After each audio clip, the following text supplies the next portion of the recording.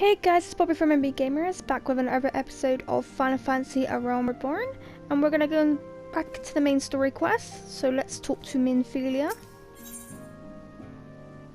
She has two quests for us. The Price of Principles. Minfilia appears to be lost in thought.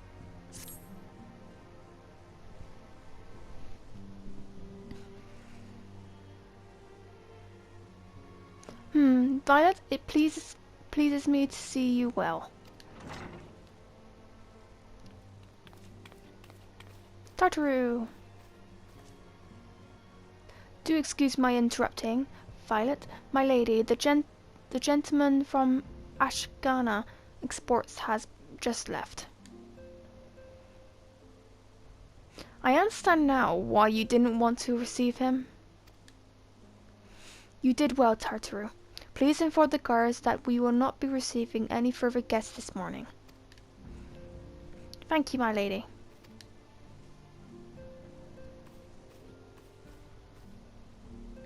Ever since we defeated Gaius van Belsar and destroyed his ultimate weapon, the eyes of the world have followed our every move, scarce remembering to blink. Where once we worked in secret, with precious few friends and all too many enemies, we are now besieged and benefactors, each one more eager than the last to offer us his complete support. A true embarrassment of riches. Of course, every promise of patronage comes with a price. Some make their intentions known from the start, while others endeavor to engage us more subtly. Dress it how they will, the message is ever the same. We shall help you, but only if you help us. The gentleman Tartu spoke of was more brazen than most. In exchange for certain supplies, he would have us resolve a business dispute. Naturally, I refused him, as I have every other merchant of his ilk. Alas, the syndicate's overtures are not so easily rejected. When we formed the Science of the Seven Dawn, it was with the goal of serving Aurora, not the interest of individual Aurorsians. Our neutrality is fundamental in our cause. In my heart, I know this is to be true, and yet, if accepting these offers of patronage could empower us to do greater good, might they not warrant great consideration? Our Berserkian colleagues have been generous beyond measure, but we cannot expect them to... Forgive me, I did not mean to burden you so. Yet my urge to share this dilemma may not be wholly misguided. Might I impose upon you to consult with the others? They are like to have their own opinions on this matter. Okay? Let's go and talk to the others.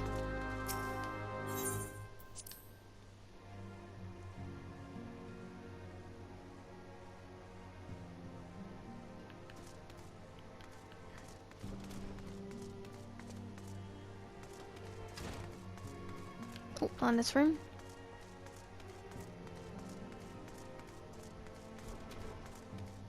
Here they are.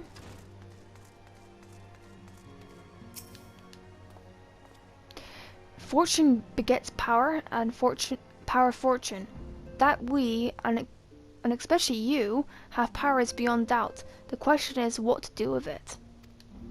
You may be interested to know that there is a growing belief amongst the refugees that Alamega could be liberated, if only the Scions would commit their strength to the cause.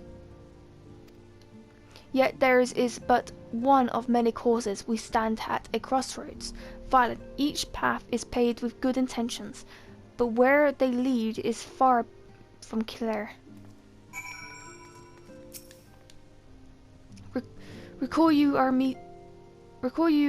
meeting with the Admiral, shortly after Leminson sent word of the summoning of Titan. Then mayhap you also recall my words to our host. I said intimating that her people have become their treaty with the kobolds, and that the beastman had justly responded, that we had been called to intervene in a conflict which she herself had invited. I spoke, in short, the truth, and therefore did I speak it, because owing no allegiance to Limsa, I felt no compulsion to allow the Mincins to distort the facts to fit a narrative which justified their actions and absolved them from guilt. Upon the subject, Minfuli can expect a similar reply. Our many dalliances with the city-states have already weakened our claim to neutrality, but the path that she contemplates would see us relinquish it entirely.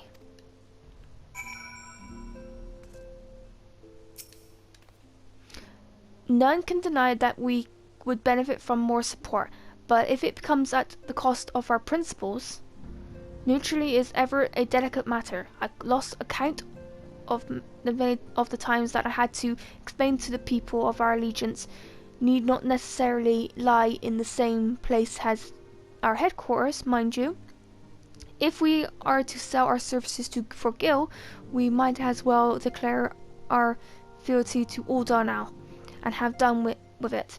I'm quite sure Ida would have enjoyed the bribes. I've been receiving a lot of gifts lately, but problem keeps making me send them back. It wouldn't be so bad, but some of them are really nice. I mean, very nearly abandon your principles nice, you know? 'Tis a lot of the power to attract a curious as well as the needy. Thus doth prudence dictate that those with power proffer aid with one hand, whilst the other striveth with it on their hilt. Alas, we have not the luxury of time to decipher our practitioners. Nay, not while the beast tribes do harbour unseen defiance in defeat, to raise up their fallen primals once more. Doubt not that they shall return, stronger and bolder both, nor that we shall be the ones to meet them. The sacred charge shall ever be yours. 'Tis but a pity we are so few, and our fortune is finite. Okay, let's go and speak to Alphanode.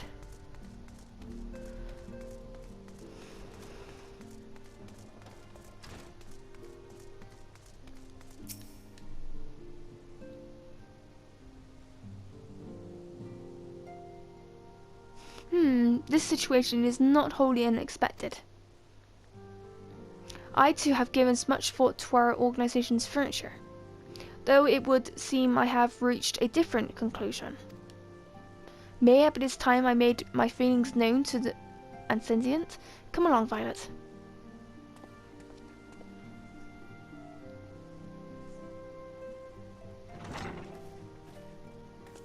Alphanode, Violet, is aught amiss? You desired counsel, and so shall you have it, Ophelia. The Science of the Seventh Dawn must leave Ul'dah. We must do what? So as long as we remain within Ul'dah territory, we will never be free to act with impunity. Moving our headquarters to Vesper Bay only delayed the inevitable. We have demonstrated our capabilities, and the syndicate have taken note. We will not suffer any organization to remain independent now. We are far too dangerous for that. Surely you really realize they are the reason Vesper Bay still lacks an Aetheryte? They know full well how beneficial one would be to our cause, which is why it and the other favors will be denied us unless we cooperate. If Ul'dah is no longer suitable, where you have us go?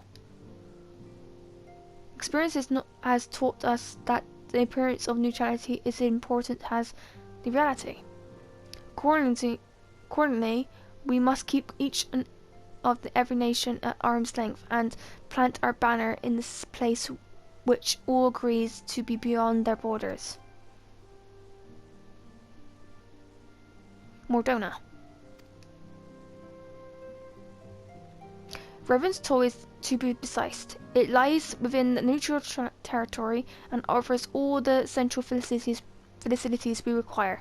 By the way of the initial benefit, it also frequents by the variety legion of adventurers who may serve to supplement of our ranks. I am of course cautious of the fact that we have developed a certain bond with Ulda and her people over the years, but I truly believe this is to be the best course of action. As you yourself observed, we have invaluable ties to the local community forged through years of concrete effort. Ulda is our home. Offnote. To cast aside everything we have built and start anew in that desolate wasteland would be beyond reckless. The decision is yours to make, Lieutenant. I ask only that you recall the shared purpose of which first moved us to find the science of the Seventh Dawn, and which moved you to find the path of the 12 ere that. We aspired to an ideal, and you and I, just as my grandfather did. That makes us more than mere comrades in arms. We are as much as much your family has. That be you, Alfnode. I am sure you have some familiar affairs of your own to attend to. Your concern is most generous, but no, I have left them in the hands of men better suited to tasks than I. I could not very well allow my personal affairs to come before the needs of the Order, after all.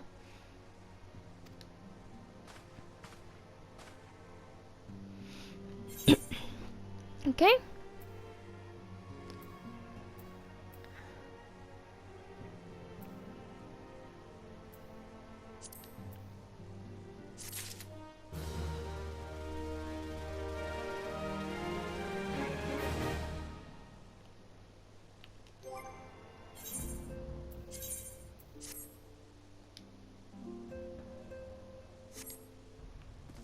Next, talk to Minfilia.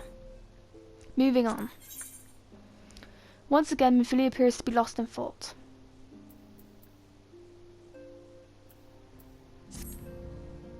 Leave Ulda? Has it truly come to this? Oh Violet, pray attend to Alphanode.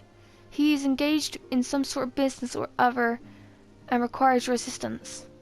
Pray be on your way, Alphanode waits upon you, and I have much to think about. Oh, and tell him he shall have my answer in due time.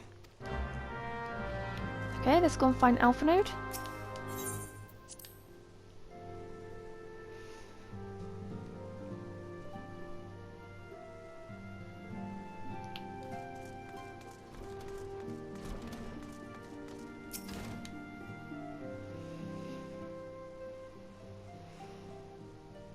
Confound it, she knows what must be done, and she still hesitates? All because of these fancy rumors? I should explain. Minfilia's mother, well, adopted mother, was among the great many who perished during the calamity.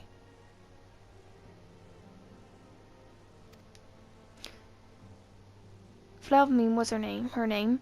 Though you may know her better as the songstress of Ulda, she was a performer of singular talent and much beloved by the people of Eorzea, not to mention a certain Shalarian minstrel.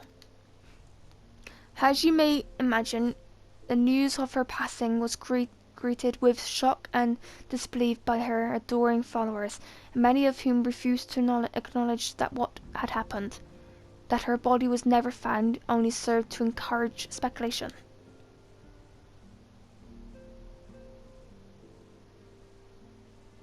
Minerva too struggled at first to accept the truth, but as Miriam's absence stretched from months to years, she saw that there could be no other explanation. Until recently, at any rate, for whatever reason, rumors have once again begun to circulate that what Miriam is alive and well. One of our informants, Father Lewitt, has sent word that a woman matching the songstress description has been seen as of late in the seaside resorts of Costa del Sol. If we could succeed in tracking her down, I have no doubt that any worries that now plague Moonflea's heart might be stirred. I mean to set forth for the news at once. Let us reconvene there and inquire with Master Gingbro at the facility about these rumors. Okay?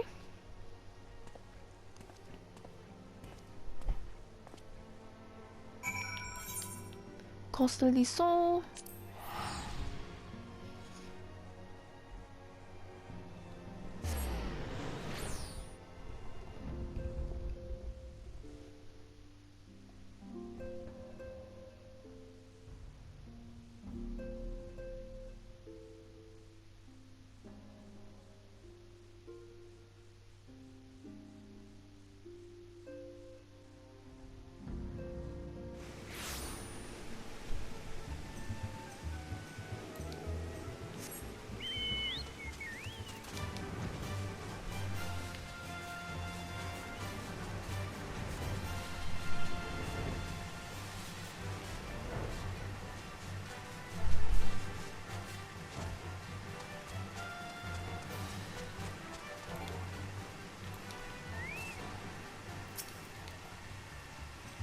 O sweet sire on the sands, my McQuote muse, why have you forsaken me? Titan Bane, I mean Violet, what brings you to my humble resort? You mean to tell me the goddess made flesh who dwelled among us until so very recently was the songstress of Ul'dah? Woman, if I had known that, I would have chained her to my bedpost and never let her leave. Oh, for shame. To think that she now piles her trade for this riffraff off to the west, or whenever she said she was going, is a tragedy, I say, a tragedy. West, is it? Thank you, Master Gingbro. Your information will serve us well. That said, there was a number of places that she could be. I shall begin my search by the docks and see if any witnesses might have some knowledge to spare. I would be most appreciative if you could travel to the wine port and do the same. Okay? Wine port.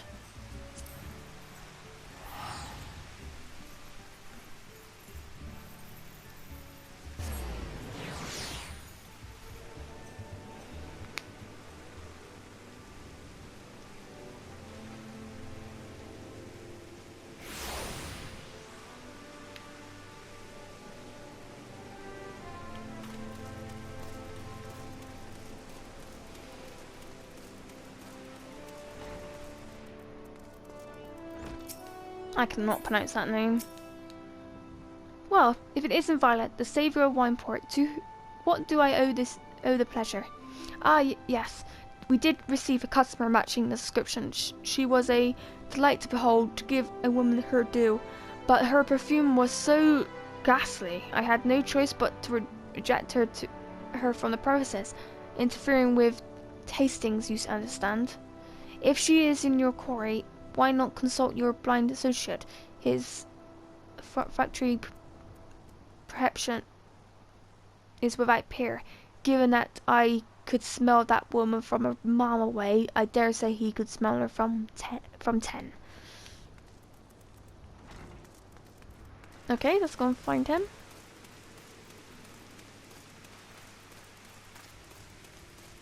Is he above us?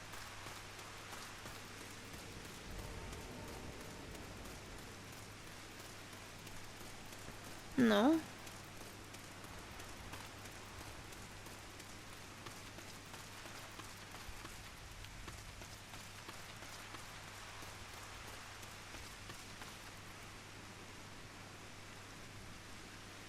There he is.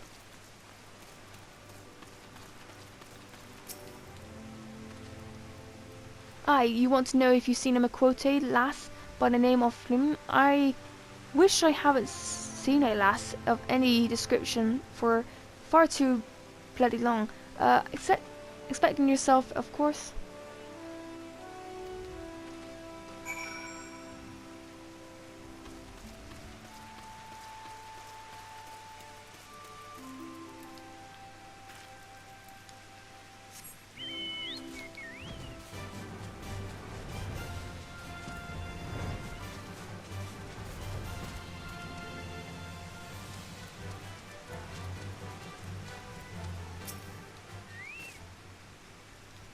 I see you have had many grand adventures since the last we spoke. Violet, you must share them with me sometime.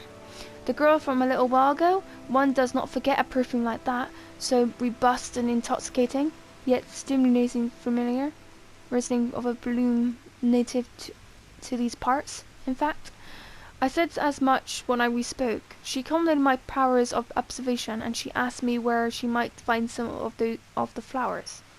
So I told her to follow the road south into Rain-Catcher Gully and then head east after crossing the second bridge. The flowers which grow in the shade of the cliff have the strongest scent. You see, if you make haste, you may yet find her there.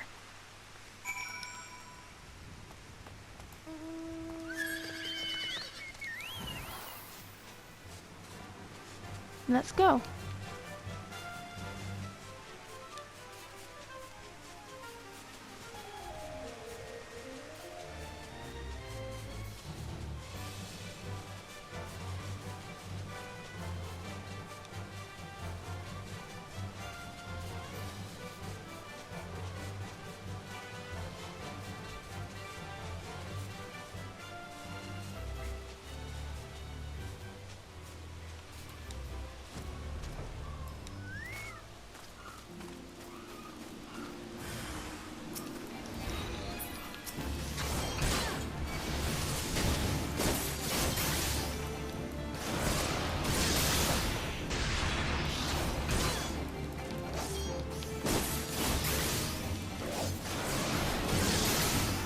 Same with you.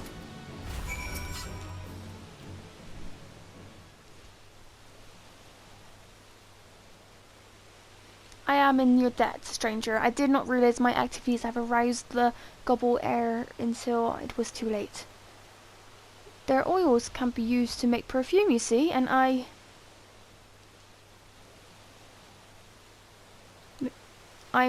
don't... Who are you? Whom do you serve?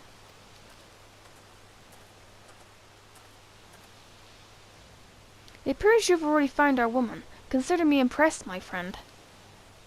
The songsters of Ul'dah, I presume, Minfili, or should I say, Asilla, is looking for you. Asilla? You are the very picture of health, my lady, yet the world thinks you're dead. I can only conclude that this was by design. The question is why? Not everyone who endeavours to find me does so with the best intentions, child. You have to be pleased to know that I am fully intended to reveal myself to Minfilia when the time is right. Oh, well, that does please me more than you know, but tell me, scourgings in the forest of Linsois aside, when exactly will that time be right? When I deem it so. Do you imagine I travelled all this way on a whim? As I was telling your associate prior to your intrusion, I came here to harvest these flowers to use for it in a perfume. Does that satisfy your curiosity, or would you interrogate me further? My apologies for the interruption. Anyway, now that we have all that which we came for, might we continue our conversation at savor local Wineport, say?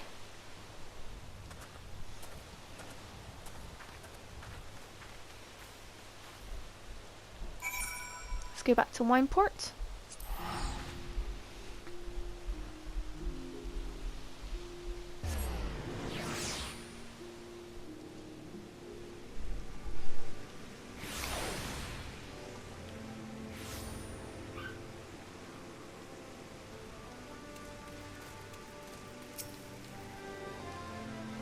This is not all how I envisioned it. I will scarce begin to imagine what emotions will go through Michelina's heart when she reunites with her mother after all these years.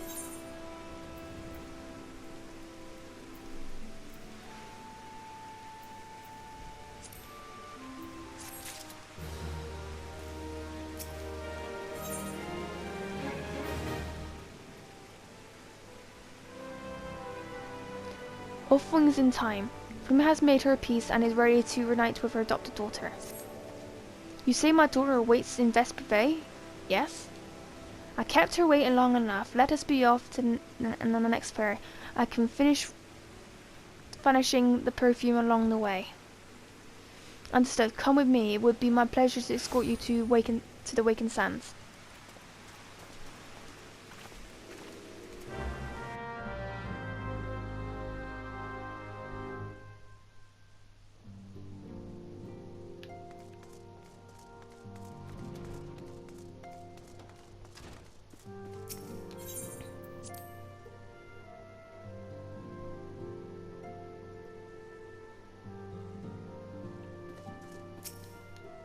Ophelia?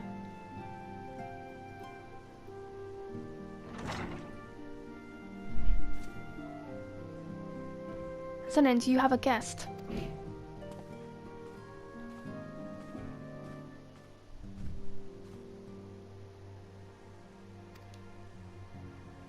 Asilla.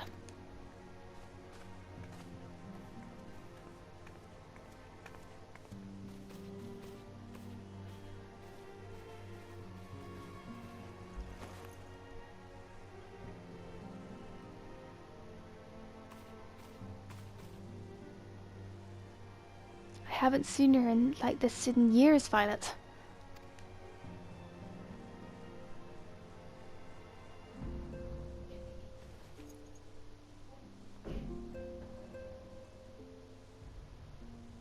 I never truly believed it when they told me you were dead, but what kept you away for so long? The Imperials came for me, as I always knew they would, and so I resolved to stay as far away from you as I could, lest their pursuit be of me endanger you and our cause. I could think of no better way to grant you the freedom to continue our work. And continued you did, achieving things I would never not have imagined possible. I followed your every success and celebrated in secret. I'm so proud of you, Asilla. I've learned from the best. I have a gift for you.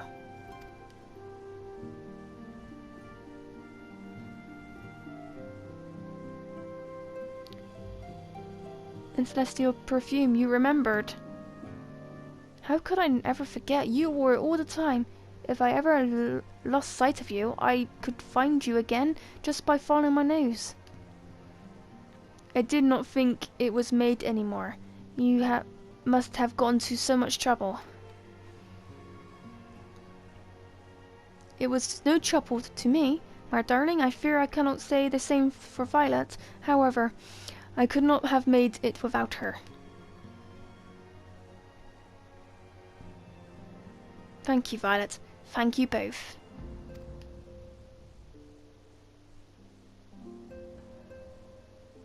There's something else.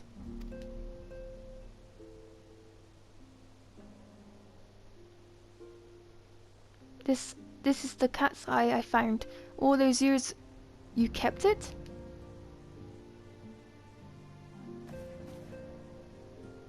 My father was a member of the Alamigan resistance. When I was yet a child, he brought me here to Ul'dah. The accident which claimed his life happened shortly after our arrival. It was Lem who took care of me then, and she raised me as her own, taught me everything I needed to know to survive. I am no stranger to the facts of your history, yet I fear I have failed to grasp the implications. It is clear that there is much I do not know about you and your mother both.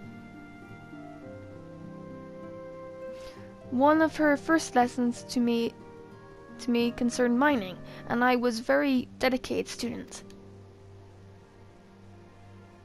This cat's eye was the first stone I unearthed. It wasn't much, of course, but I was extremely proud to have found it nonetheless. So I gave it to Luna as a gift. She said it was beautiful, but there I was at a loss. Why are you returning this to me? Is something amiss? No, Isilla, nothing is amiss. Quite the opposite. I need you to realize how far you've come, and how much further you may still. You must still go. You and your allies have accomplished more than I could ever have hoped, and you have exceeded where I failed, and made me so proud at that. That words fail me.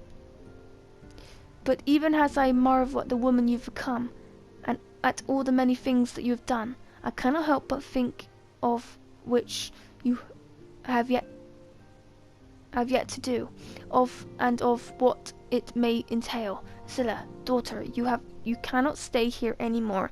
You and the Scions must leave Ul'dah.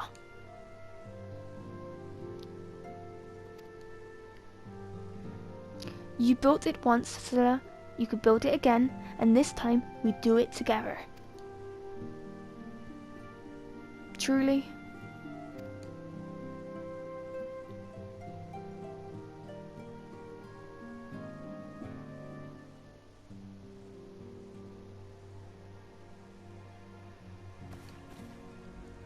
Alpha note, the time has come for the Scions to leave Vesterberg Bay.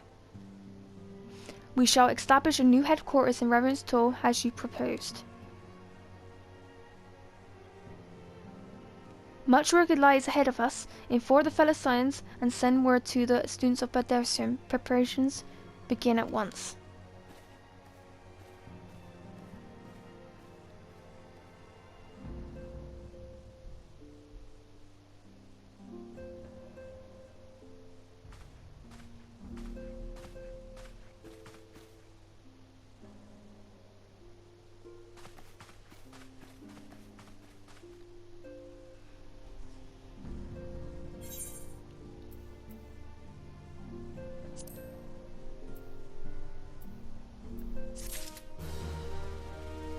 Okay guys, I'm going to end the episode here. I hope you guys enjoyed it. And with that, bye guys.